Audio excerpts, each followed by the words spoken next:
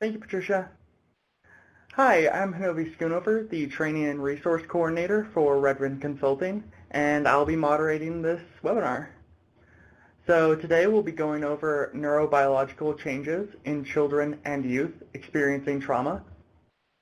Our presenter for today will be Elicia Goodsoldier. Elicia, is from the Dene and Spirit Lake Nations. She went to school at the Arizona State University, where she received her bachelor's degree in history with an emphasis in the American West.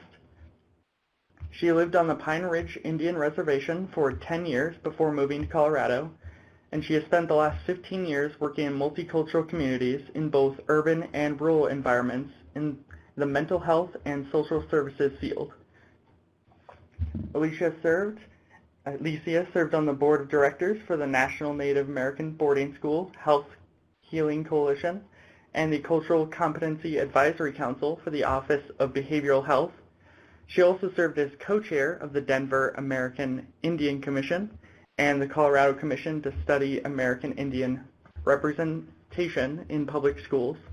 And in April, she became Redwind's new Children and Youth Technical Assistance Provider and Expert. So for those who are joined with us today, and for those who may be watching afterwards from our Talking Spirit webinar series, if you have any questions, you can send them to her via her email, and that is elicia@red-wind.net. You can direct any questions or comments there.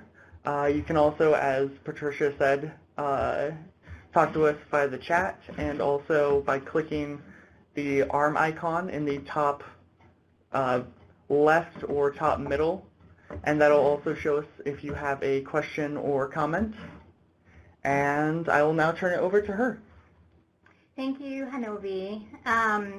Welcome, everybody. I'm really glad that you all are able to join us today, and we apologize for the last-minute information. But this is a really, really important topic when we are working, especially as we're working with children and youth. I just started learning about this topic probably within the last 10 years and have found it really useful in helping to understand some of the challenges that our young people are facing. And so I think everybody who's working in a helping profession, especially working with children, should understand or at least have a really basic concept of neurobiology and the changing brain, I think it helps you to maybe understand children and their behaviors, as well as maybe providing a little bit more compassion and, like I said, understanding when working with children. So we're going to be talking about neurobiology today. Neurobiology is the branch of biology that deals with the anatomy, physiology, and the pathology of the nervous system. And neurobiology helps us to explain human behavior in terms of activity of the brain. And we're going to really be talking about trauma as a neurobiological response to a neurobiological injury. Dr. Peter Levine, who is an expert in this field, wrote a book called Waking the Tiger, Healing Trauma. And he says that until we understand that traumatic symptoms are physiological as well as psychological, we will be woefully inadequate in our attempts to heal them. And he also really emphasizes that trauma has the ability to change the structures and the function of the brain in response to the experiences that we have, and these changes can result in behaviors and emotions that serve as adaptations for the individual. So some of the objectives that we're going to be looking at today are the physiological components of trauma. We're going to look at some brain structures and some biochemistry, and then looking at things like dissociation and hypervigilance and flashbacks. We're going to look a little bit about, look at the relationship between trauma and substance abuse, and then how we can help youth and teens who are living with the trauma and helping them in with some holistic interventions in mitigating that post-traumatic response. So what is trauma? So I like to look at it as a trauma continuum. So we're looking at the differences between normal, situational, and traumatic experiences. So we'll start with normal at first. So some of you can just type in what would be some examples of a normal stress reaction. What would be examples of normal stress? I'll give you a couple seconds.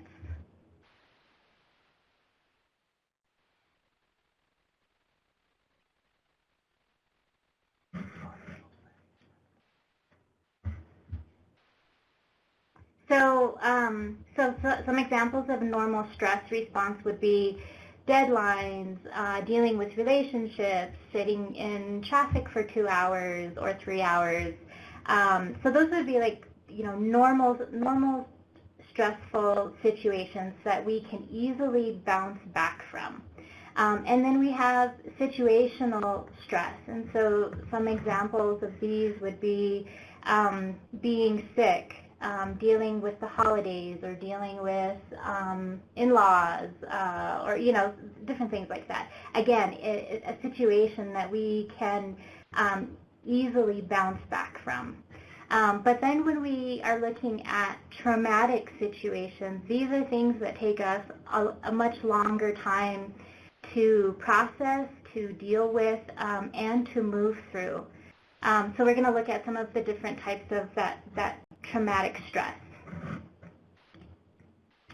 So the hallmark difference between that normal stress, situational stress, and traumatic stress is that when we're talking about trauma, we're looking at something that is life-threatening, something that is real or a perceived threat, and that also has a quality of affect in us. So in traumatic stress, we are, might be looking like the people here in this picture here, where we're filled with terror or horror or shock.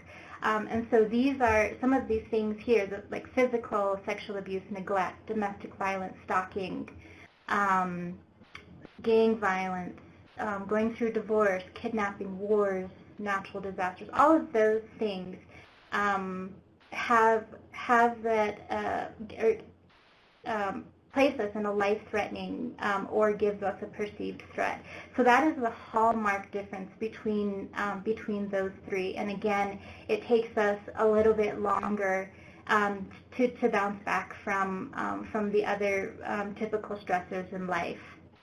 And this picture here is from folks who were witnessing the plane going into the towers at 9/11. So again, that would be an example of trauma. So we can't really talk about trauma without discussing cultural and gender differences in the perception of trauma.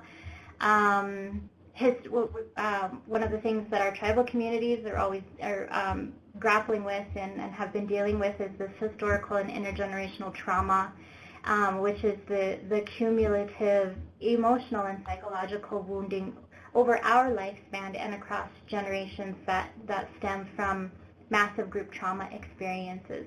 And many of our tribal communities and our youth are grappling with this historical and intergenerational trauma.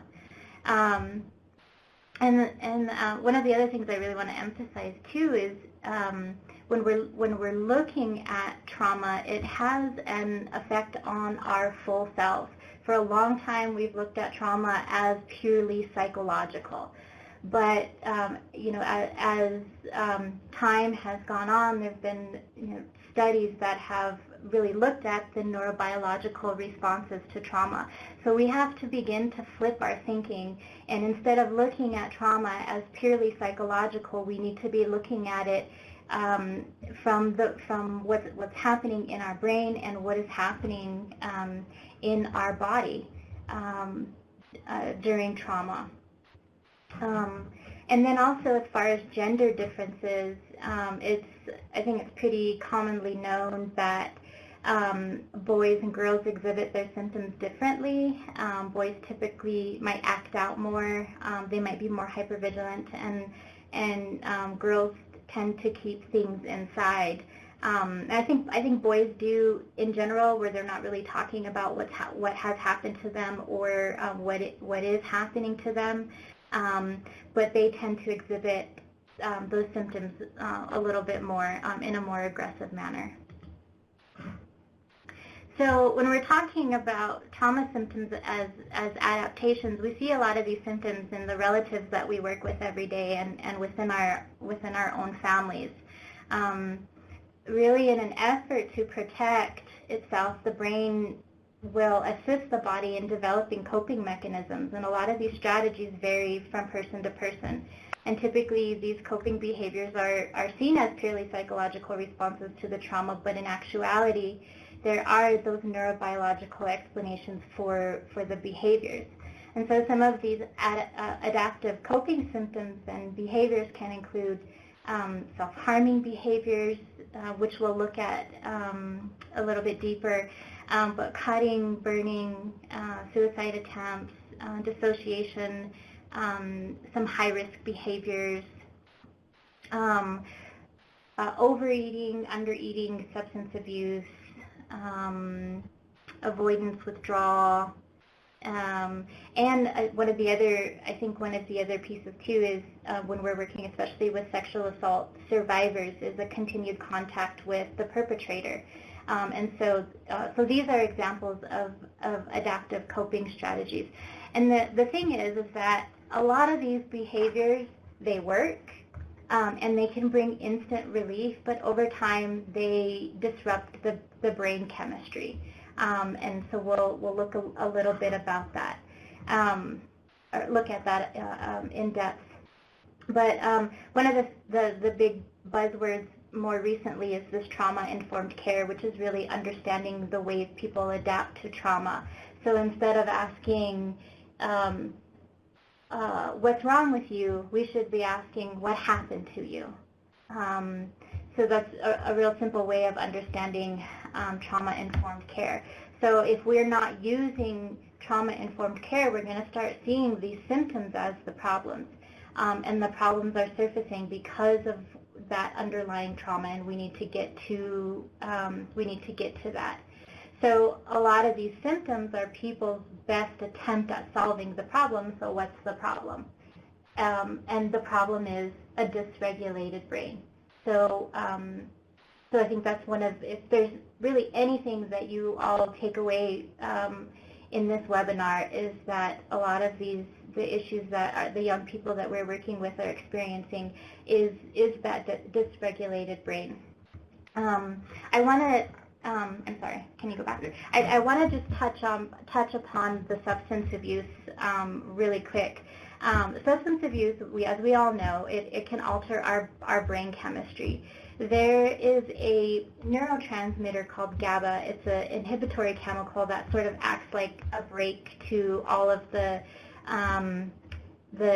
excited transmitters, and we'll look at that in a little bit. But so that leads to anxiety.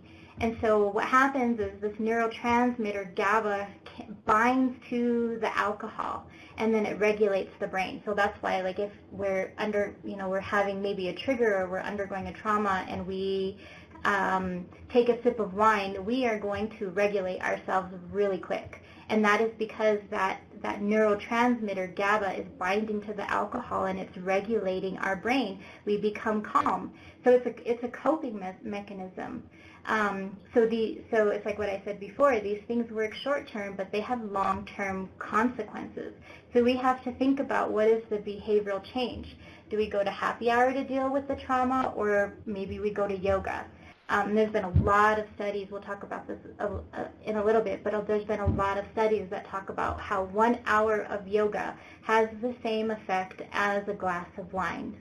And then when we're talking about youth and substance abuse, it's also really important to understand that the brain is still developing until almost up to the age of 24, and it's changing, especially during adolescence. And alcohol seriously damages long-term and short-term growth processes.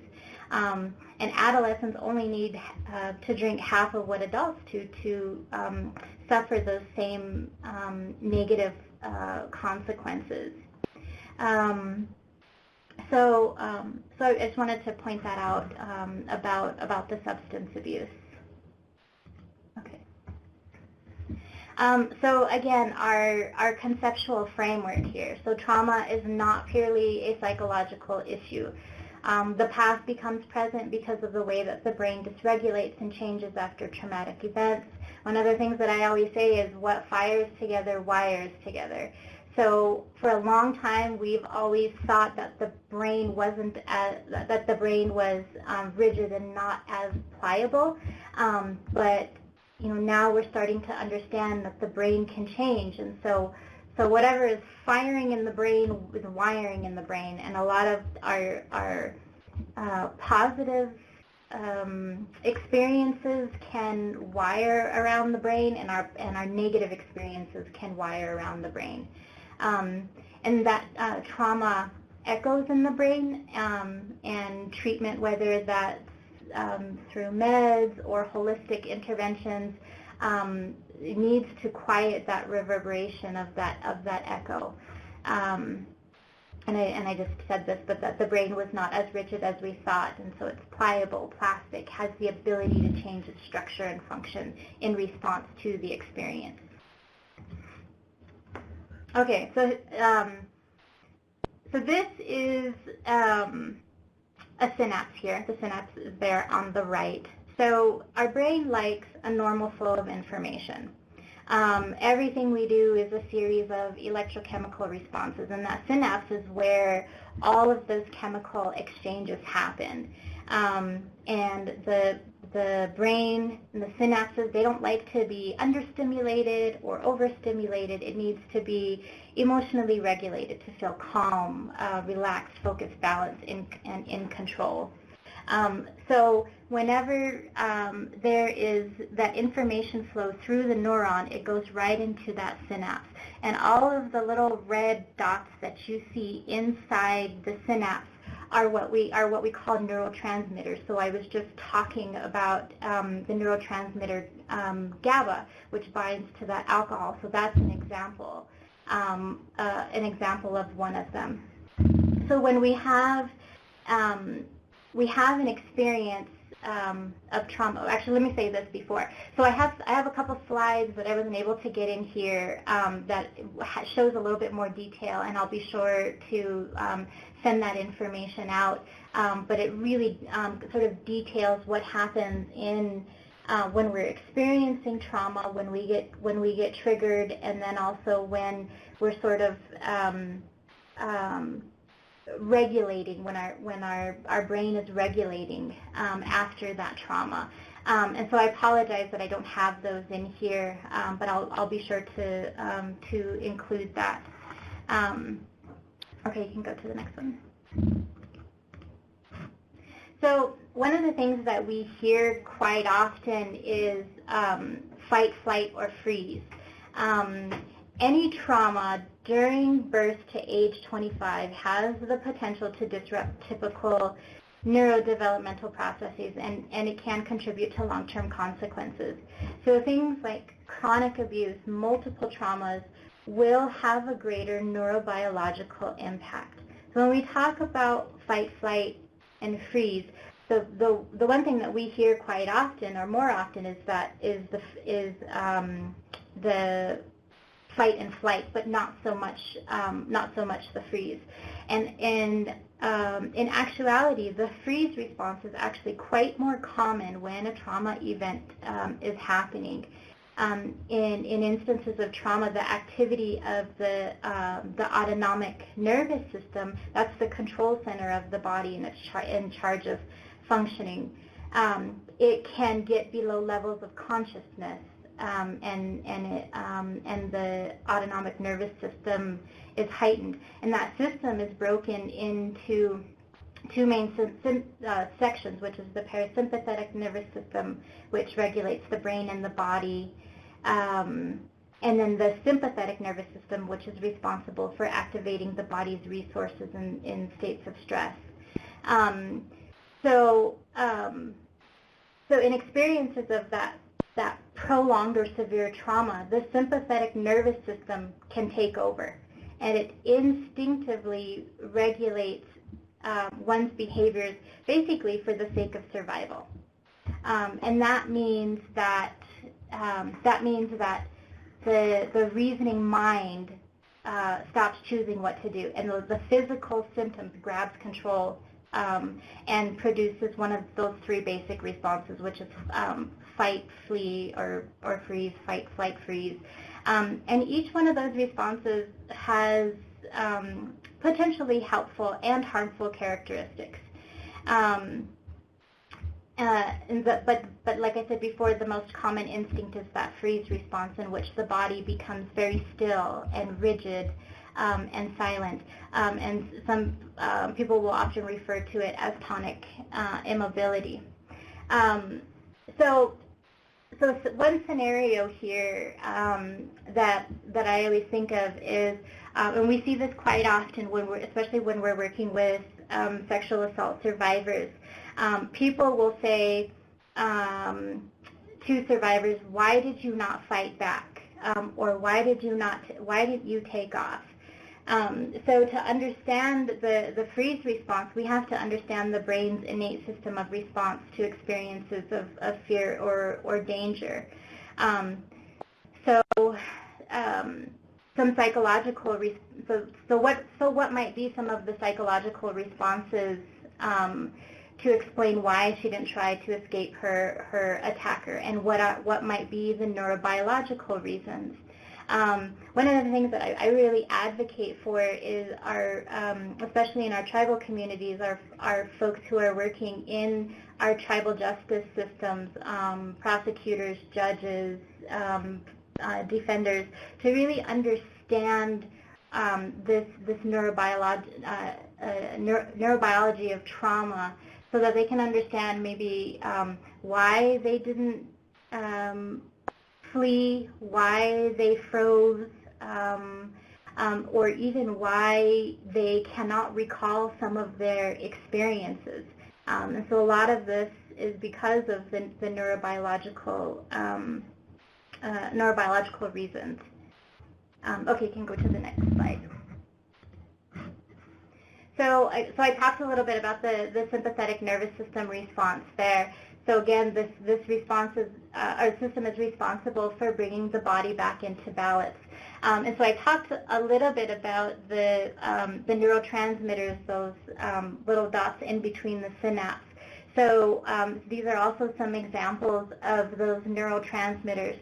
There's catecholamines, which is responsible for fight or flight, corticosteroids, which controls the energy in the body's immune functioning, opioids, natural opioids, which prevent pain, and it can also inhibit memory consolidation, and then also oxytocin.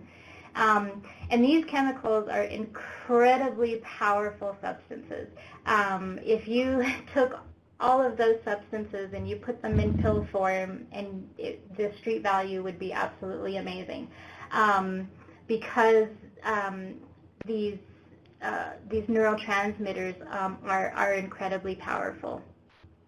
Okay, so you can go to the next one. So again, when we're talking about these neurotransmitters, so in the synapse, in a dysregulated brain, in a brain that is continuously being traumatized, there can be too little of these neurotransmitters or too many. So if if a person is continuing to be traumatized, if that trauma is too severe, too long, triggered often, then these catecholamines actually have an effect on our physical health. In the last several years, they've been talking about the ACE study, the Adverse Childhood Experiences study, and how our adverse childhood experiences correlate with a lot of the physical symptoms that we may, or the physical diseases that we may experience in our adulthood. And this is why that happens. This is what the research is saying, what the brain research is saying about how trauma is affecting our physical health. So some of the examples are the catecholamines. So if they are chronically increased, they're released, you can have damage to your memory, irrational thought, hypervigilance, continuous hypervigilance, inability to distinguish danger signals, corticosteroids, if they are too low, they can reduce immune functioning, so people will deal with things like fibromyalgia, rheumatoid arthritis, lupus, and then if opioid levels are increased, you will be in a constant state of depression. You will have a flat affect. Oxytocin, if oxytocin is increased, your memory is impaired. Serotonin is also a neurotransmitter, and that regulates our mood and our emotions. So if we have too little of it, again, it causes depression. We might have problems with anger control, OCD, and sometimes suicidalities. So if you haven't read up on the adverse childhood experiences studies, I really encourage you to. And this is a really great key to understanding why that is happening. So with self-harm, so what is self-harm? Self-harm is the deliberate destruction or alteration of the body without suicidal intent. I think that's really important to note. And the prevalence among adolescents is 15 to 25%, and then anywhere from 10 to 15% of college-age students. Middle school populations have a higher prevalence because that's usually the age where they initiate self-injury or self-harm.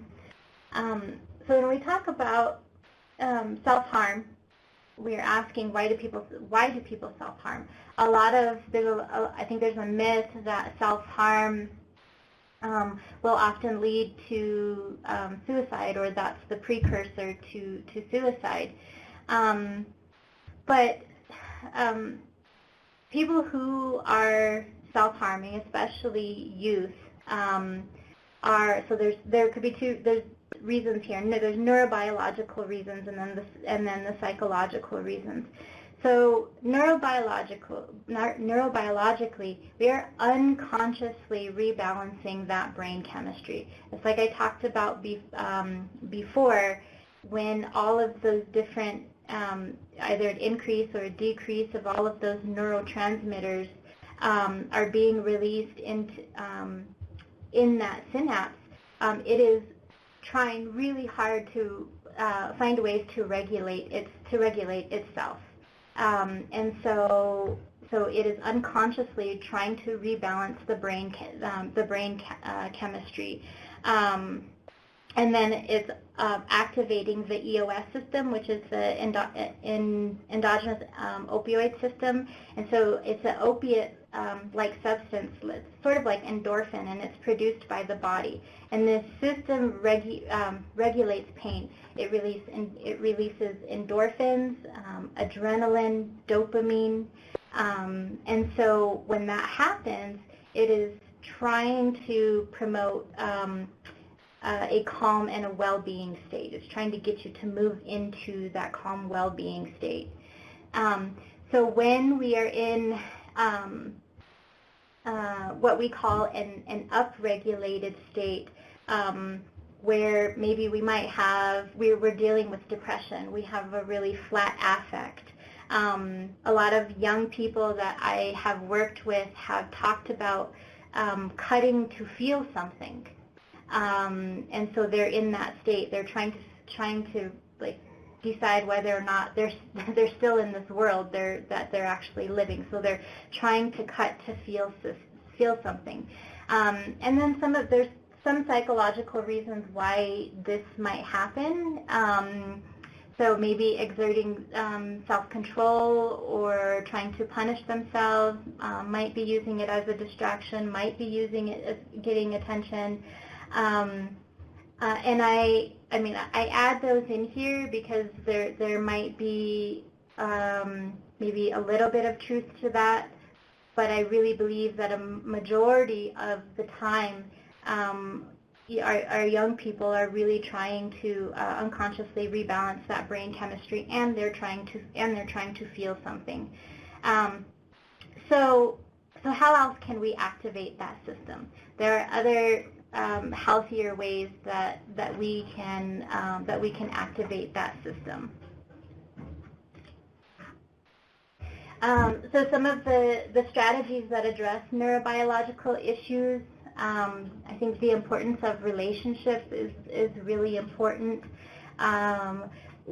When I've worked with young people, specifically at Pine Ridge, we really try to emphasize the use of kinship.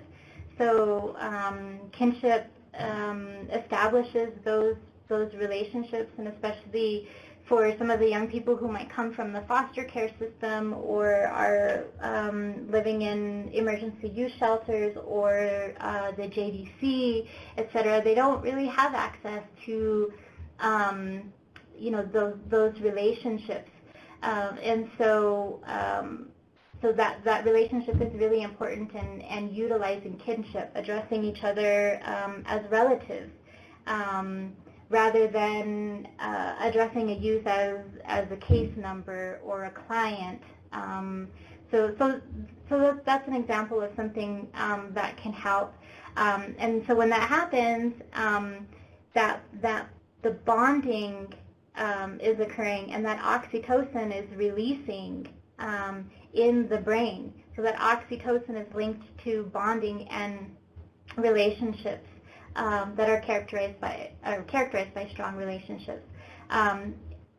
Continuing to have positive attachments actually directly rewire that prefrontal the prefrontal cortex, and that the prefrontal cortex is incredibly important, especially with regards to our young people. It is and I'm sorry I don't have a slide of this, but that prefrontal cortex is critical to relational functioning and connection and having empathy. And it allows executive control, so it helps us to focus and have reason, self-awareness, reflection, etc. So those positive attachments that we have will directly rewire that prefrontal cortex. In children and adolescents, that they do not have a fully developed prefrontal cortex until the age of 24. So when you're thinking about the trauma that a lot of our young people are dealing with, you add that trauma on top of an undeveloped prefrontal cortex, that is just sort of exacerbating the situation. The prefrontal cortex also has the ability to shrink with trauma as well. So one of the things that I always say, I sort of joke about, is when I started learning and understanding the neurobiological responses in a teenage brain, because I have 3 teenagers, but really having an understanding of this really helped my parenting as well, because I understood what was happening in their brain. So when we think about things like executive control, the focusing and reasoning and self-awareness, and where we can be really hard on our youth because of the things that they should not be doing, etc. But we have to really remember that it is still growing. It is the prefrontal cortex is still growing, but if they are continuously experiencing trauma, it can also shrink. So, I think that's a really important thing to think about when we're working with our youth. There was actually a study at the University of Pittsburgh in 1999 that took brain scans of 44 children with histories of prolonged substance abuse, and they all had a diagnosis of PTSD, and they compared them with healthy children who had not experienced abuse. And so the abused children in their brains excreted greater amounts of cortisol and catecholamines, and they had a 7 to 8% less cerebral volume, which also impairs memory. So we'll be talking a little bit about other strategies that address that. And so yoga and meditation is one of those things that really helps to address the trauma and address that shrinking prefrontal cortex. The importance of empowerment, making decision also develops that, helping children and families, involving them in making those decisions helps them develops that prefrontal cortex. Involving, I shouldn't put clients, but really relatives in treatment decisions. So whether we're working with them in the courts or child welfare systems, ensuring that they are involved in the decisions is critical. Also avoid using relationships as a consequence, so restricting family visits, restricting peer connections, etc. And then also avoid pathologizing behaviors, so not looking at people as being bipolar or depressed, giving labels. So avoiding those behaviors is also really helpful. Also safe physical contact with humans and animals. So having touch will actually lower your cortisol and again increases the bonding. Massage is also really important and can also help.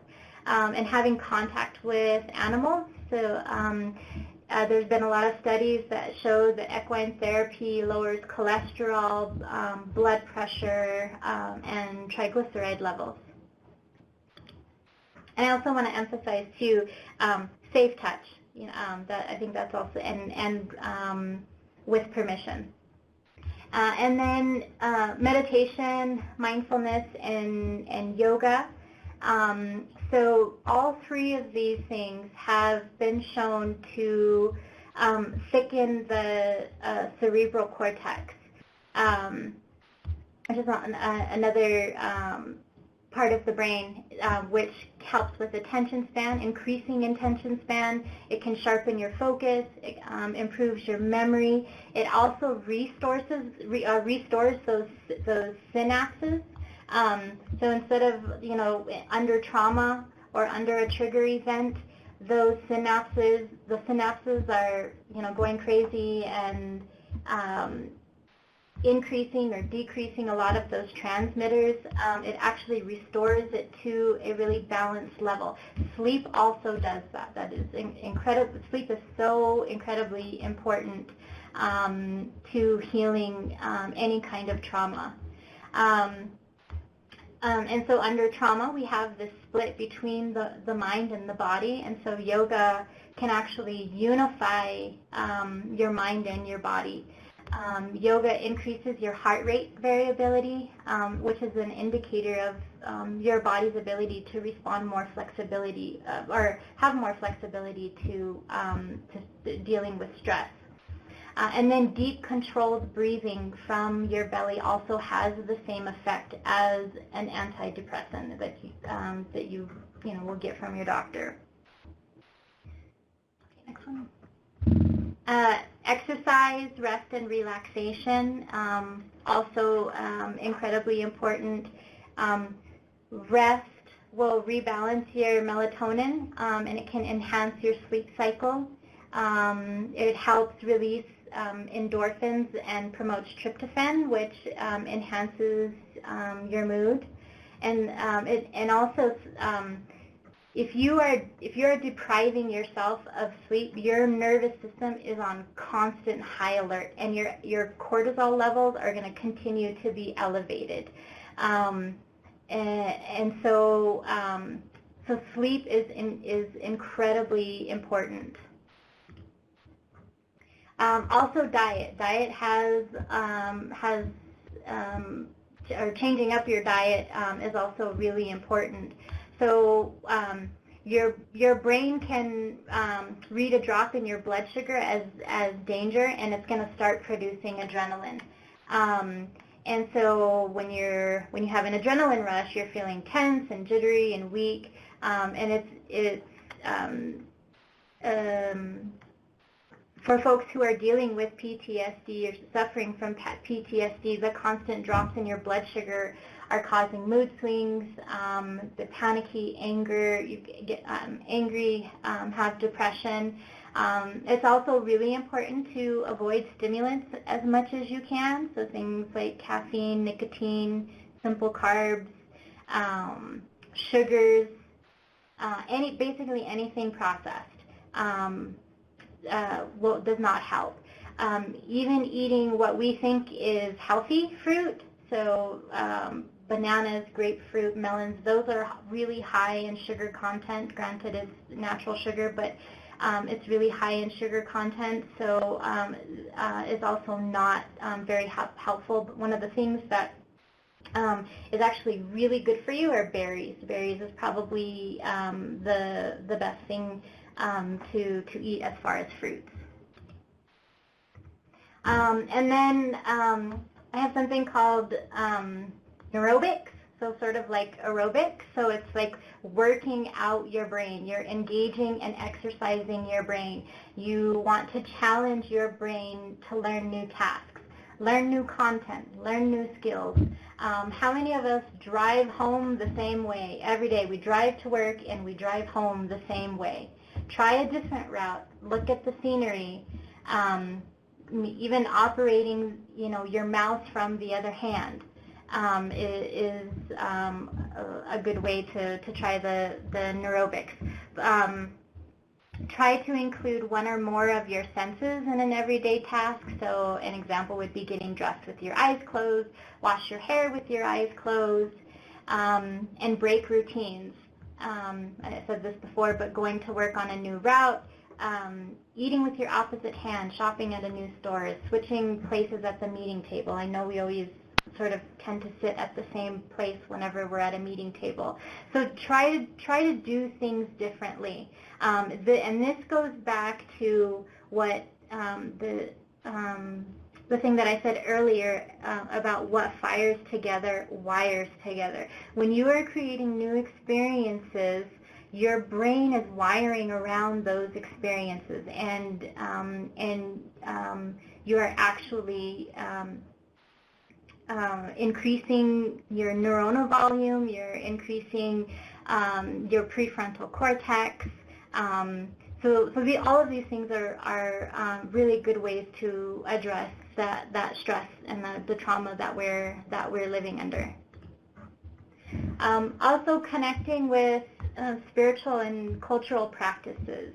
There have been some studies that show going into a sweat lodge has the same effect as yoga practice, has a meditation aspect.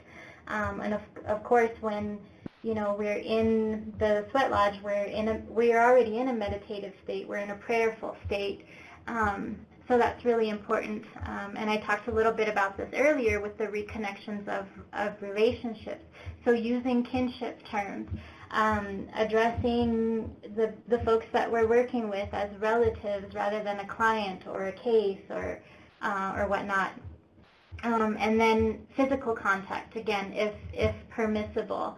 One of the things that I always would remember about working with my elders in Pine Ridge was hugging. like I think a lot of us, Indian people like to hug each other and greet each other that way.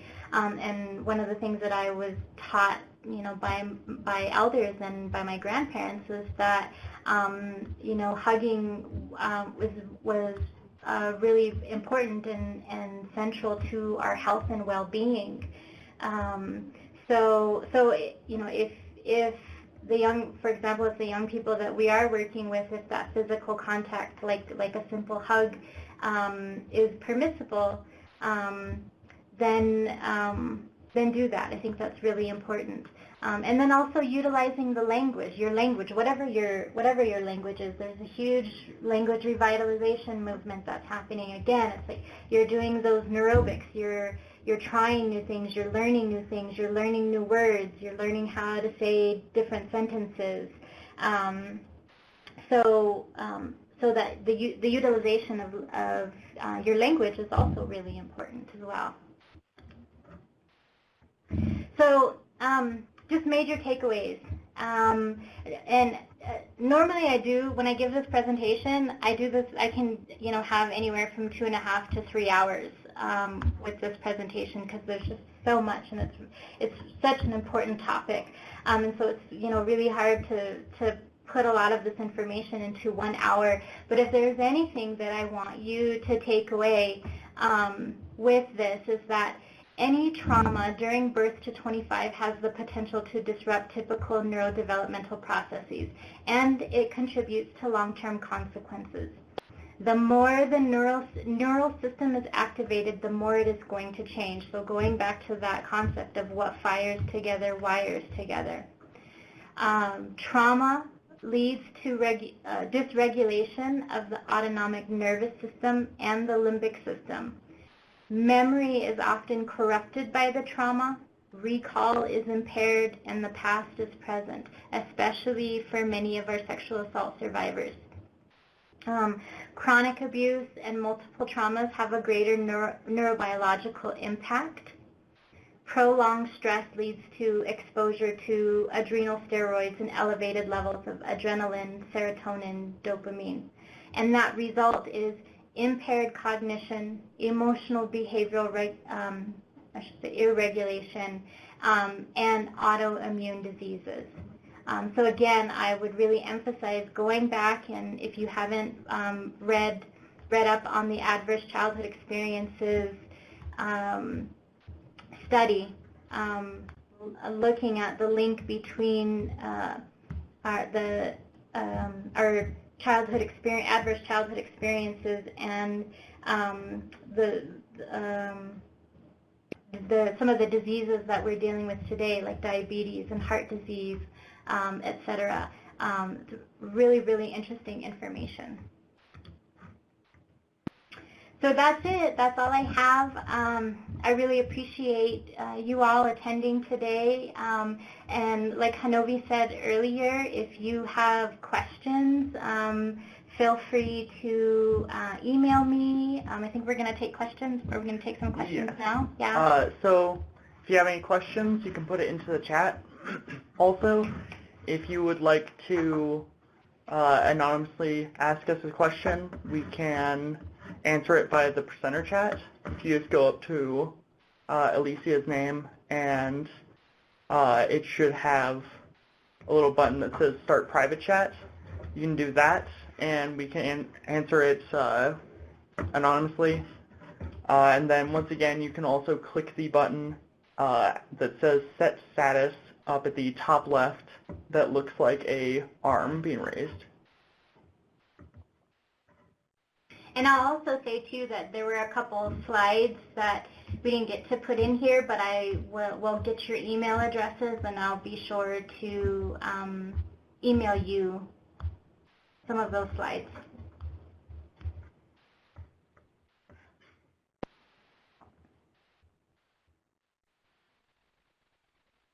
All right, well, it doesn't look like we have any questions, so I believe we'll start wrapping up. Thank you all for joining us. Thank you, Elicia, for presenting. Oh, actually, looks like we have someone. Transcript be available. Yes. So we can send the transcript to you if you'd like.